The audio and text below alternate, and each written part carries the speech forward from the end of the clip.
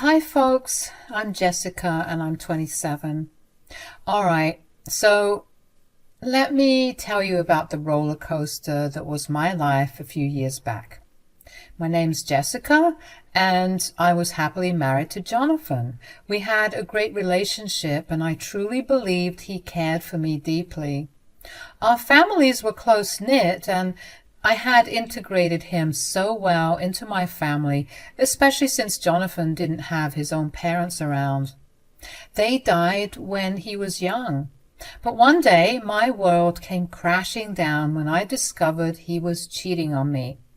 The pain and anger I felt was indescribable. I had given him everything, and this is how he repaid me? At first, I felt bad for him, thinking maybe it was his unresolved trauma from losing his parents that led him astray, but that didn't excuse his actions. I was devastated and I wanted revenge for the pain he put me through. So I decided to hit him where it hurt the most, his wallet. Yep. I went on a spending spree using his money, and I don't regret it one bit. Call me petty, but after a 2-year affair with a coworker, he deserved a taste of his own medicine. I started buying all sorts of lavish things. I got myself designer bags and fancy jewelry, and even treated myself to a luxury spa retreat on multiple occasions. And oh boy, you should have seen his face when he saw the credit card bills. It was priceless. I remember the time I came home with a stunning diamond necklace. His eyes almost popped out of his head when he saw it, but instead of confronting me, he stayed quiet. He knew he had messed up big time, and maybe he thought this was my way of coping. Jessica, is that a new necklace? It's beautiful. Oh, yeah, I got it recently. How much did it cost? Oh, don't worry about it. It's not a big deal. No, really, tell me. I hope it didn't cost a fortune. I've noticed that you've been spending a lot lately. Well, it was a bit pricey, but I had to treat myself, you know. Yeah, sure, but, we should be careful with our spending. Oh, now you're concerned about spending? Well, I'm concerned with potentially contracting STDs from my cheating husband. Look, I know I messed up, but does that mean we have to waste money? Waste money? Oh, like how you wasted 2 years of our marriage with your affair? Jess, I've said I'm sorry 1,000 times. Can't we move past this? Move past this? How do you expect me to forget what you did? Buying a diamond necklace is the least of your worries. Consider it retribution. I'm trying to make it up to you, but you keep rubbing salt in the wound. I know I hurt you, and I'm trying to fix things, but you're just spending recklessly.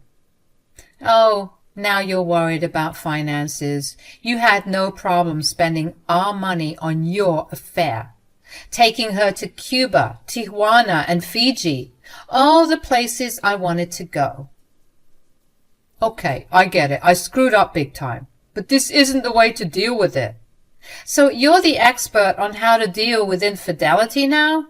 No, I didn't mean it like that. You just what, huh? Yeah, that's what I thought. The truth was, I was angry and hurt. I wanted him to feel some of the pain I felt when I found out about his affair. So I kept spending, and he kept staying silent after I put him in his place. I also used his money to plan a getaway with my closest friends. We went on a luxurious vacation to a tropical paradise, staying in an extravagant villa with a private pool. It was my way of showing him that I could have an amazing time without him and his lies. Every time I swiped his credit card, I felt a little rush of satisfaction. It was as if each purchase was a small victory for me. I know it might not have been the healthiest way to deal with my emotions, but it was my way of coping. As the days went by, Jonathan started to realize that I wasn't going to back down. He saw that I was serious about making him feel the pain he had caused me. It was a bitter pill for him to swallow. But amidst all the revenge, spending, deep down, I still loved him. Despite the betrayal, I couldn't help but feel for the man I once thought was my rock. I wanted him to realize the consequences of his actions and change for the better. So one day, Jonathan had up and left. He was gone for like a week, and I was obviously confused and shocked at this. He kept declining my calls, and I had no idea where he had gone. I wasn't stupid for thinking he was cheating again, and at this point, I was ready to burn all of his clothes. Then something surprising happened. My mom texted me and told me that Jonathan had been staying with them for the time being. She then called me wanting to have a serious talk. She started by saying that she had a heart-to-heart with Jonathan. Apparently he cried to her about my spending habits and how he didn't know what to do about it. I couldn't help but roll my eyes at the thought of him complaining to my mom. I asked my mom if Jonathan had mentioned why I was spending so much, but she seemed a bit hesitant. She said, "Well, he didn't really go into detail, just that you've been spending a lot lately." As I tried to explain to my mom that there was a good reason for my spending, she didn't want to hear it. My dad eventually joined in on the conversation, and instead of understanding my side, they both started berating me for my irresponsible behavior. It felt like a double whammy. Not only did Jonathan cheat on me, but now my parents were yelling at me too. "Mom, Dad, I understand that you're upset about the way I've been spending money, but there's a reason behind it that I need to explain. Honestly, Jessica, there's no excuse for your reckless behavior. We raised you better than this." "How could you be so disrespectful?" "If only you knew the truth." "We're your parents, Jessica. We're here to support you through anything. This isn't like you, baby. What's going on?" I took a deep breath, bracing myself for how they'd react to me telling them everything. I didn't feel obligated to keep Jonathan's secret any longer, since he liked misleading people with half-baked truths. "Mom, Dad, there's something I need to talk to you both about." "Talk to us, sweetie." "Well, you see, I found out something about Jonathan recently, and it's been really difficult for me to process." "What is it, Jessica? You can tell us anything." "Jonathan has been cheating on me for the past 2 years." "Oh, my goodness, I had no idea. That's terrible, honey. I'm so sorry you had to go through this." "Yeah, it's been really tough. I've felt so betrayed." "That bastard! How could he do this to you?" "I don't know, Dad, but I've been feeling so hurt and angry that I started spending his money as a way to get back at him." "Oh, Jessica." "I know, Mom, and I'm sorry. It's just I didn't want to tarnish Jonathan's image in front of you both. I thought I could handle it on my own." "We understand that you were trying to protect him, but you don't need to bear this burden alone. We're here for you." "Thanks, Dad. I just don't know if I can trust him again." When I shared my findings with my parents, my mom was furious. She couldn't believe that Jonathan had kept this information from them, and she felt betrayed too. She said she was ready to kick him out of the house immediately. My dad was also upset, but he urged us to take a step back and think things through calmly. He knew that emotions were running high, but he wanted us to handle the situation with a clear head. My mom, although angry, agreed to listen to my dad's advice and hold off on any immediate actions. She knew that pushing Jonathan out without a proper plan could lead to more complications. So we all decided to give me some time to process everything and make a decision that was right for me. So after my parents and I had our heart-to-heart conversation, I decided to put on my detective hat and dig deeper into Jonathan's actions. Since he wasn't home, I had free rein to snoop around without him suspecting a thing. I started going through his things, looking for any signs of infidelity. I checked receipts, and his laundry for any lingering perfume or lipstick stains, and unfortunately, my suspicions were confirmed. I found evidence of him cheating, and it broke my heart all over again. Not stopping there, I went through his email since he had left himself logged into the home computer, and guess what? I discovered even more incriminating evidence. He was planning more extravagant trips with his mistress. I was outraged and devastated, but I knew I had to share my findings with my parents. When I told them what I had uncovered, they were furious too. They couldn't believe that we were harboring a liar and a serial cheater in our own home. My parents asked me what I wanted to do next. They made it clear that they would support me no matter what decision I made. It was comforting to know that they were on my side, ready to help me navigate this difficult situation. As I thought about it, I knew that I couldn't stay in a marriage built on betrayal and lies. I deserved better. And I didn't want to waste any more time with someone who didn't truly love and respect me. I leaned on my parents during this challenging time, and their love and encouragement helped me heal and find my strength. It wasn't easy, but I knew that with their support I could move forward and rebuild my life, and that's exactly what I did. During those days, my parents were a constant source of support and comfort. They reminded me that I was strong and capable, and they assured me that whatever decision I made, they would stand by me. It was tough navigating this difficult time, but with my parents by my side, I felt more confident in handling the situation. I knew that I deserved better than a partner who betrayed my trust, and I was determined to find my path forward, even if it meant walking away from a marriage that had once brought me happiness. The plan was set in motion. My parents wanted to see if Jonathan would finally come clean about his affairs, if he believed they were going to disown me and take him in as their new son. So they sweet-talked him, pretending to be disgusted with my spending habits and acting like they were going to kick me out of their lives. Of course, like the lying dirtbag he is, he didn't come clean about anything, even if my relationship with my own parents was on the line, so they set the plan in motion. I'm so grateful for my parents because they were really willing to go all in for me. When my mom sent me that text saying, "Let's do it," I knew we were going to teach Jonathan a lesson he'd never forget. They convinced Jonathan to sign over the house to them, making it seem like they were one big happy family. Little did he know that it was all part of the revenge plot to make him realize the consequences of his actions. I was on pins and needles as the plan unfolded, but I knew that my parents had my back and I trusted them completely. They were willing to go to great lengths to help me get the closure I needed. I got the confirmation text from my dad later on in the evening, and I knew we scored big time. We've transferred his house to our name. The plan is a go. I literally jumped up for joy when I saw the text. It was crazy to think that this lavish house was no longer his, but now it belonged to my parents.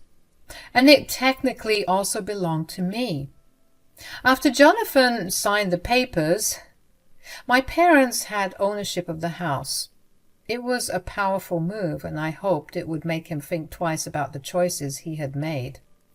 But that wasn't the end of it, folks. You see, my parents were determined to make him understand the gravity of his betrayal. They invited Jonathan to a family dinner, but what he didn't know was that I would be there too, ready to confront him once and for all. And as we sat at the restaurant, my heart was pounding with anticipation. Jonathan arrived looking confused and demanding an explanation. I took a deep breath and decided it was time to reveal the truth. "Surprise, Jonathan! This was all part of the plan. We wanted you to see what it feels like to be deceived and betrayed. Doesn't feel too nice, does it?" He looked embarrassed and shocked, not expecting this turn of events. My mom spoke up, her voice firm but compassionate. Did you really think we would betray our own daughter? We love her so much, and we're always going to be on her side." Jonathan tried to make excuses, but it was clear that he was caught off guard.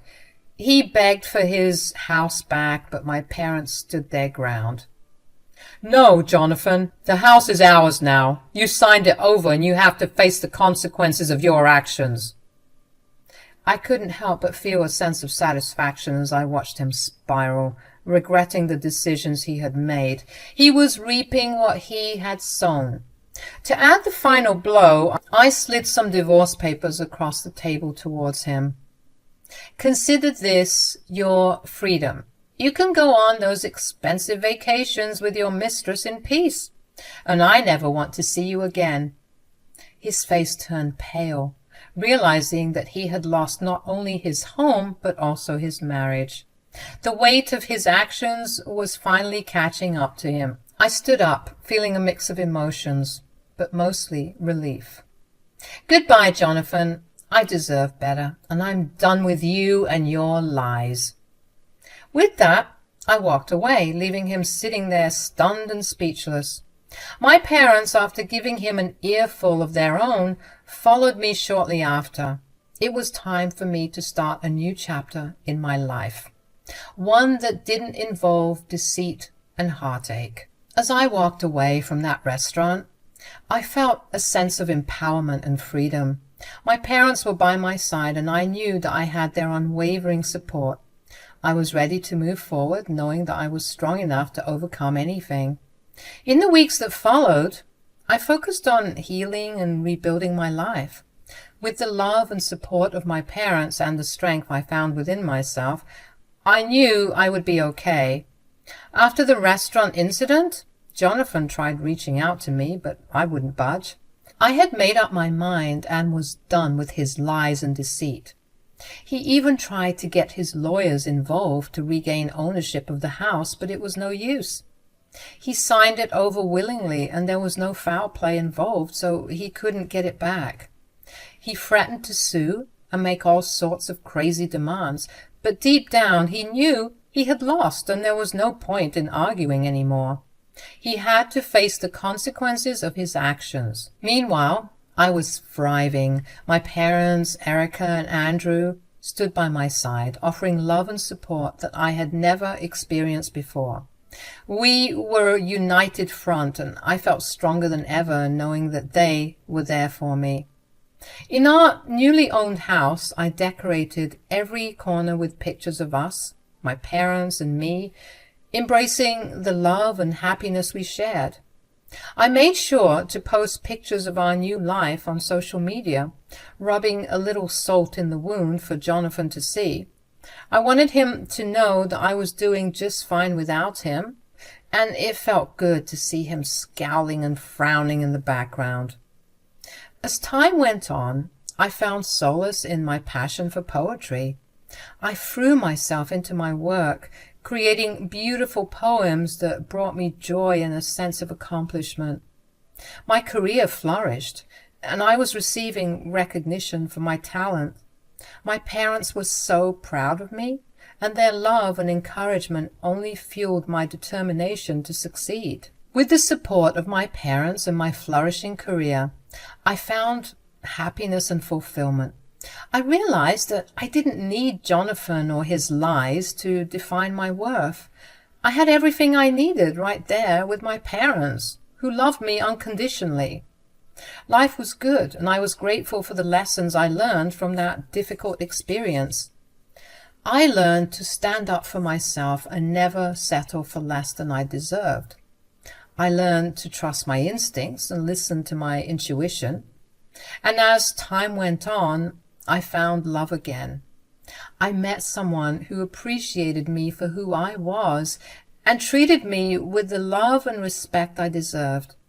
Together, we built a loving and supportive relationship, and I couldn't be happier. My parents were thriving too. Their bond with me grew stronger, and they found joy in seeing me happy and successful. They also pursued their own interests and passions, living their best lives as well. Looking back, I realized that Jonathan's greed and deceit had cost him more than he could have imagined. He lost not only his home and his money, but also the love and support of a family that he so desperately wanted. It was all his fault, and I couldn't help but feel a sense of satisfaction knowing that I had gotten my revenge in a way that didn't involve stooping to his level. Life was full of surprises, and I was grateful for the love and support I had from my parents. With them by my side, I knew I could conquer anything that came my way. I was no longer defined by the pain of my past, but rather by the strength and resilience I had gained from it. As I continued to thrive in my career, my relationships, and my life, I knew that I was living proof that sometimes the best revenge is simply moving on and living your best life. And that's exactly what I was doing, living my best life, free from the chains of a toxic relationship and surrounded by love and happiness.